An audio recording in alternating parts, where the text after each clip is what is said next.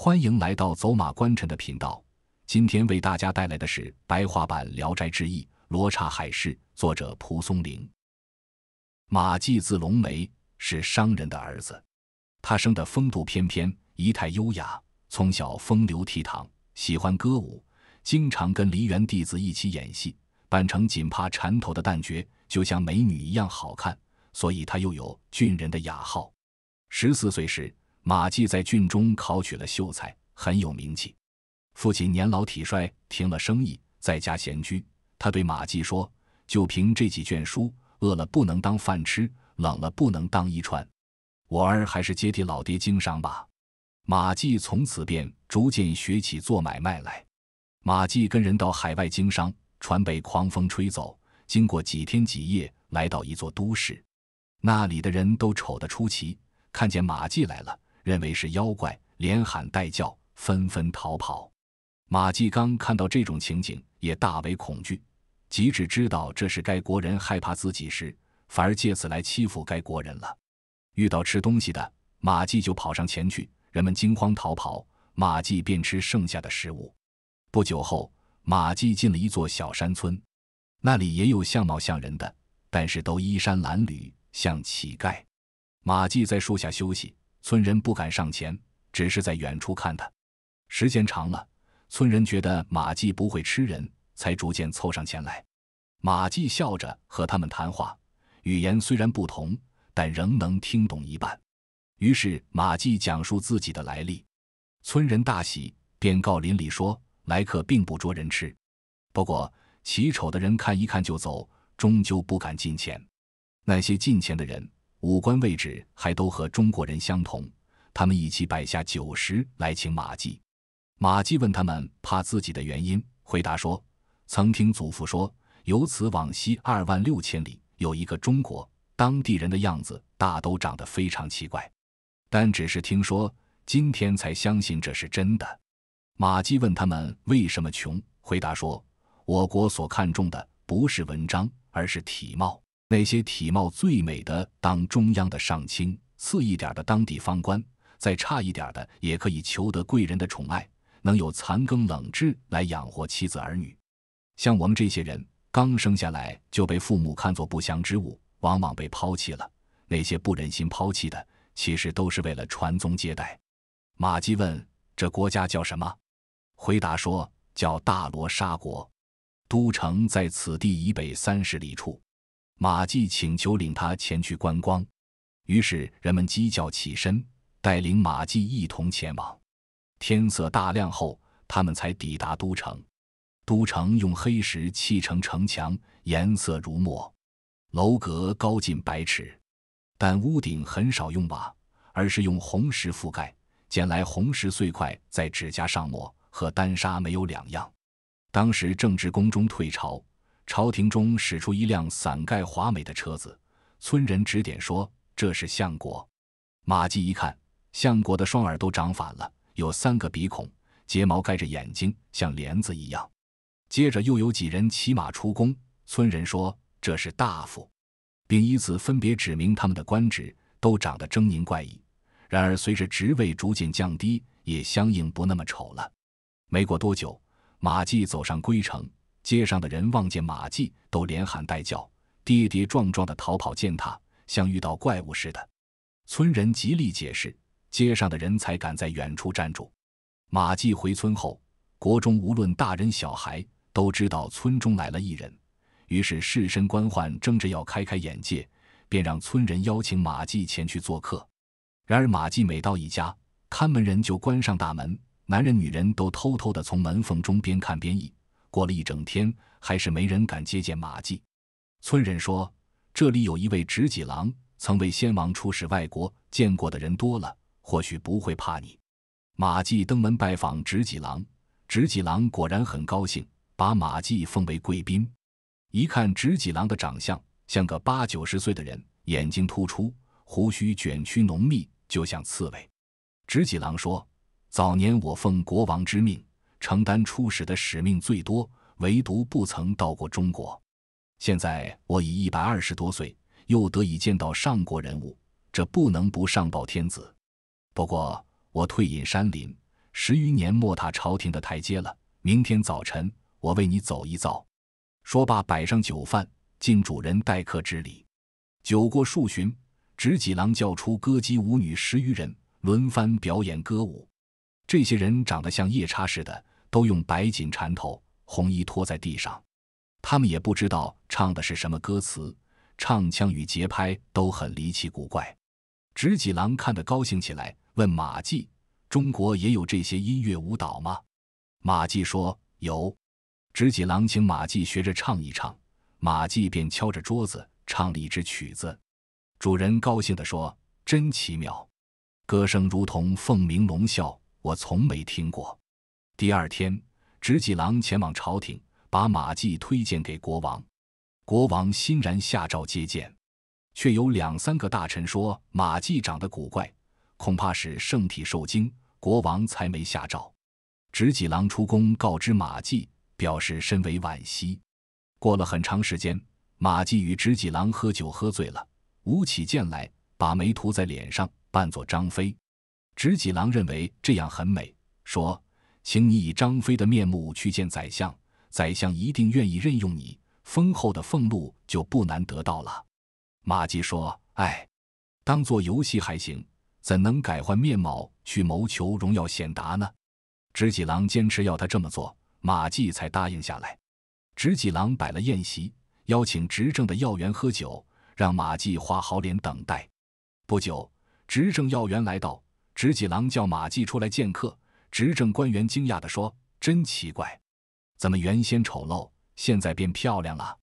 便与马季一起喝酒，喝得非常高兴。马季婆娑起舞，唱起一洋腔，满座无不为之倾倒。第二天，执政要员纷纷上奏章推荐马季。国王大喜，派使者手持荆节去召马季。见面后，国王问中国的治国安邦之道如何，马季一一陈述，大受嘉许赞叹，便在离宫设宴款待马季。酒兴正浓时，国王说：听说你善于演奏雅乐，可以让寡人听一听吗？马季立刻即席起舞，也学着歌姬舞女的样子，以白锦缠头，唱了一些靡靡之音。国王大悦，当天任命马季为下大夫。马季时常参加国王的私宴，受到的恩宠极不寻常。时间长了，朝中百官对马季假扮的面目颇有察觉，无论马季走到哪里，总是看见人们交头接耳地议论他，与他不甚亲密。马季至此感到孤立，才惴惴不安起来，随即上书请求辞官退休。国王没有答应，又要求短期休假，国王便给他3个月的假。于是他乘坐一车，载着黄金和珠宝，又回到山村。村人跪着迎接他，他把钱财分给往日与自己交好的人，村人欢声雷动。村人说：我们这些小民受了大夫的赏赐，明天我们去赶海市，应能找到珍宝玩物来报答大夫。马季问：海市在什么地方？回答说：那是海中的集市，四海的鲛人聚集在那里出售珍宝，四方12国都来那里贸易，还有许多神人游戏其间，那里云霞遮天蔽日，见或波涛大作。贵人看重自己的性命，不敢经受艰难困苦，都把钱财交给我们，让我们去代买奇珍异宝。现在离赶海市的日子已经不远了。马季问他们怎么知道哪天有海市，回答说：每当看见海上有诸鸟飞来飞去，7天后便有海市。马季问出发的日期，想与村人一起游观海市。村人劝马季看重自己的身份，马季说：我本是漂洋过海的客商，还怕风浪吗？不久，果然有人登门交钱托购珍宝，马季便与村人把钱财装上船。船能容下几10人，平平的船底，高高的栏杆，10人一起摇橹，激起层层浪花，船行如箭。大约走了3天，远远看见水云荡漾的海中，楼阁层层叠叠，贸易的船只密集如蚁。不一会儿，他们抵达城下，只见城墙上的砖都与人一样高，城楼高耸云天。他们细船停泊，登岸进城，只见海市上陈列的奇珍异宝光彩耀眼，大多是人间没有的。这时一个少年骑着骏马过来，市上的人纷纷奔逃躲避，说此人是东阳三太子。太子经过这里时，看着马季说：“这不是一帮之人。”当即有为太子开道的人来问马季的乡籍。马季在路边行礼，把自己的籍贯姓氏一一陈述。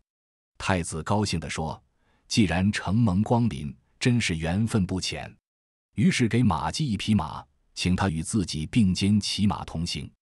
他们出了西城，刚到海岛的岸边，他们骑的马嘶叫着跳进水中，马季恐骇异常，惊叫失声。只见海水向两边分开，如同屹立的高墙。不久，马季看见一座宫殿，以玳瑁装饰屋梁，以防御的鳞铺成屋瓦，四壁亮晶晶的，光可照见人影，十分耀眼。马季下马，拱手行礼，进入宫殿。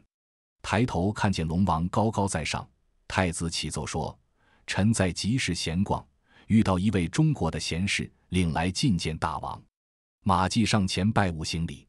龙王说：“马先生是才学之士，文章定能超过屈原与宋玉。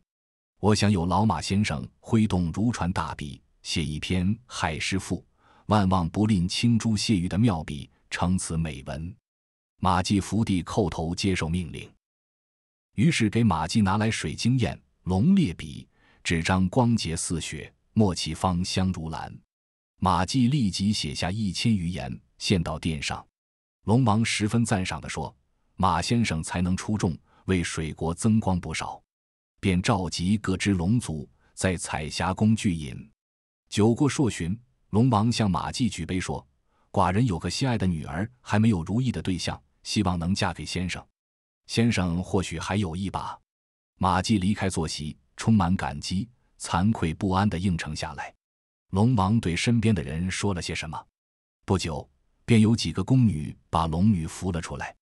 于是佩环叮咚作响，乐曲骤然奏起。拜礼结束后，马季偷偷一看，龙女真是一位漂亮的仙女。龙女拜完后起身离去。不多时，酒宴结束，头结双环的小宫女打着彩绘的宫灯，领马季走进旁宫。龙女浓妆艳抹地坐在那里，等待马季的到来。只见珊瑚床上装饰着金银、珍珠、玛瑙等8种珠宝，帷帐上的流苏缀着斗大的明珠，被褥芳香而轻软。天刚亮，妖艳年少的宫女便跑来侍候，在他们身旁站满。马季起床后，赶紧快步走出上朝拜谢。马季被封为驸马都尉，那篇赋被传送到珠海。珠海龙王都派专人前来祝贺，争先恐后的送请柬叫驸马赴宴。马季穿着锦绣的衣裳，骑着5角的青龙，前面有人喝道，后面有人簇拥，一行人出得宫来。数十名骑马的武士一律身佩雕弓，肩扛白杖，光彩闪耀，填色道路。一路上马上有人弹筝，车中有人吹笛。只用了3天，便游遍了珠海。从此马龙梅的名号响彻四海。龙宫中有一棵玉树，粗可合抱，树干像白琉璃一样晶莹透明，中间有淡黄色的树心，稍微比胳膊细些，树叶类似碧玉，约有1枚铜钱那么厚，细碎的叶片垂下浓密的树荫。马季经常与龙女在树下歌唱吟咏。树上开满花，类似栀子花，每落一瓣都发出清脆的金玉之声，拾起花瓣一看，如同红玛瑙雕镂的，亮光闪闪，逗人喜爱。龙宫时常有一种奇异的鸟飞来鸣叫，此鸟生着金碧渐杂的羽毛，尾上的翎子比鸟身还长，发出的叫声如同玉制乐器奏出的凄清曲调，动人肺腑。马季每当听到这种鸟的叫声，就会想念故乡，于是对龙女说：“我外出3年，远离父母，每当想到这里，就泪洒衣襟，汗流浃背。你能跟我回家去吗？”龙女说：“仙凡道路阻隔，我不能陪你回去。我也不忍心因夫妻之爱，夺去你与父母的天伦之乐，容我慢慢想个办法。”马季听了，不禁流下了眼泪。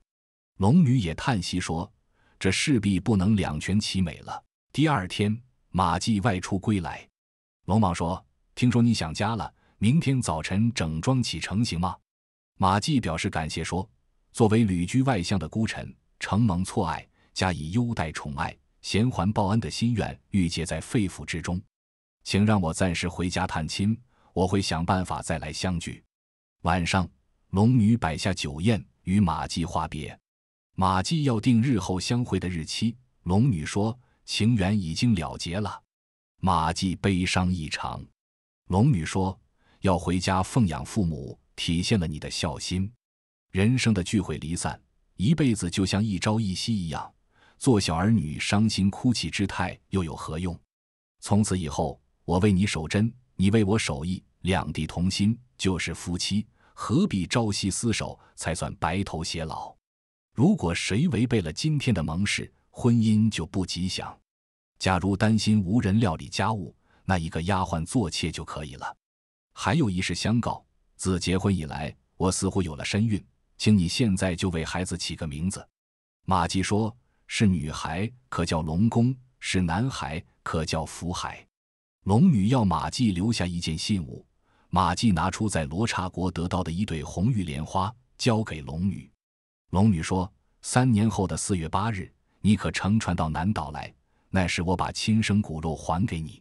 便拿出一个鱼皮袋子，装满珠宝，交给马季说，把这东西珍藏起来，几代人吃穿也用不完的。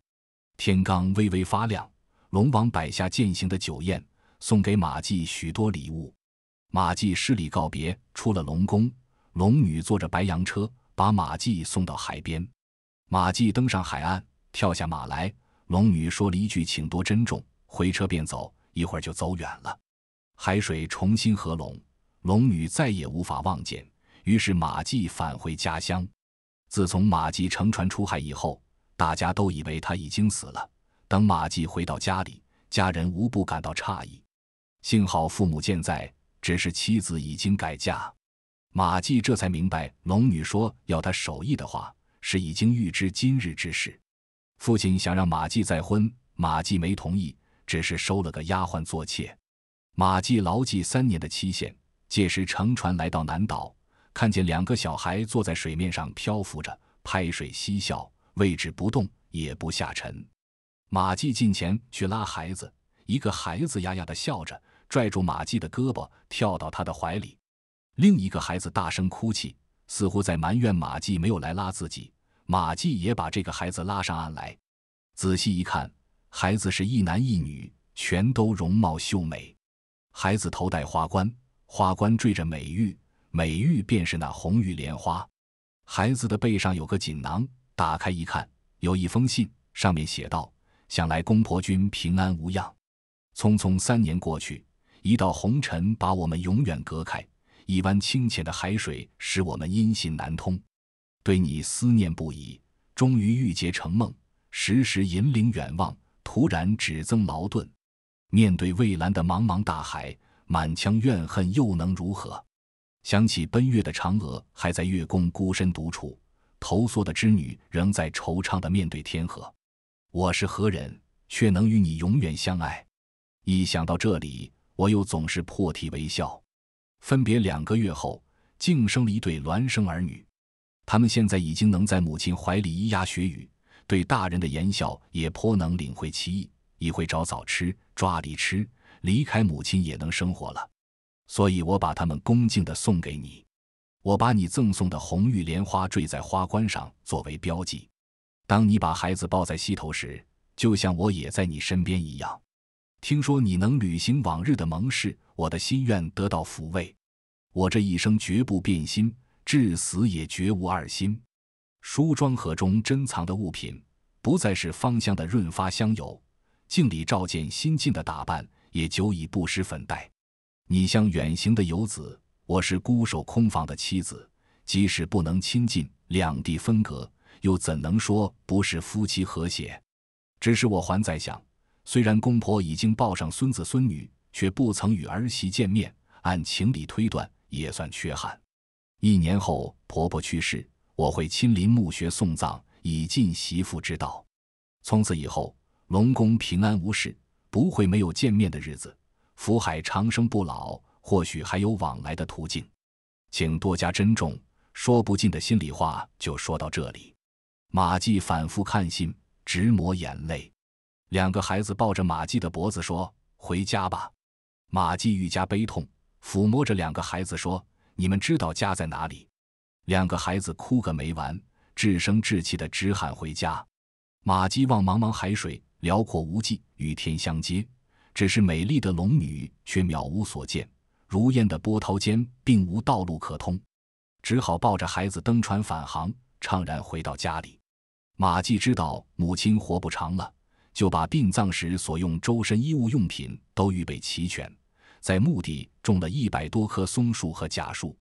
过了1年，母亲果然去世。当灵车来到墓穴旁边时，只见有一个女子披麻戴孝站在墓穴前面。大家正在惊讶地打量她时，忽然疾风骤起，雷声轰鸣，接着下起暴雨。转眼之间，那女子已不知去了哪里。而新种的松柏原先枯死许多，这次全都活了。儿子福海渐渐长大，常常想念自己的母亲。有一次忽然自己跳到海里，几天后才回来。女儿龙宫因是女孩，不能前往，就时常关上房门流泪。有一天白天骤然变暗，龙女忽然走进门来，劝龙宫说：“你自己也要成家的，为什么哭哭啼啼的？”便给她一株8尺高的珊瑚树，1包龙脑香，100颗明珠，1对8宝嵌金盒作为嫁妆。马季听见龙女的声音，突然闯进屋里，拉着龙女的手哽咽哭泣。不一会儿，一声惊雷破屋而入，龙女已经无影无踪。意思是说，装出一副虚假的面孔去迎合风俗，人情与鬼无异。有爱吃疮痂癖好的人，天下哪里都有。自觉曲意取悦，小有惭愧的文章，人们说文章还不错；自觉大为惭愧的文章，人们说文章特别好。如果公然作为一个须眉男子到都市游玩，人们不被吓跑的恐怕很少。那被封为羚羊侯的吃人卞和，将抱着价值连城的碧玉到哪里去痛哭呢？哎，荣华富贵只能到蜃楼海市中去找了。